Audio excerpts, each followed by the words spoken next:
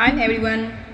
In this video, everyone makes mistakes. AutoCAD has an undo and redo to fix mistakes. Type you press enter. This enters your last actions. Okay, and again, redo and press enter is brings back what you ended. Okay, let's learn. Now I'm going to draw a line for a shortcut is L. So type press enter, click here and this here, press enter and again line for press and okay.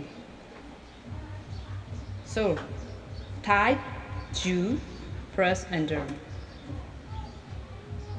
This enters your last actions and again redo. Type REDO, press enter. Okay, this brings back where you ended. Okay, and again you press enter. This enters your last actions and redo for REDO, press enter. This brings back where you ended. Okay, thanks for watching this video. Bye bye.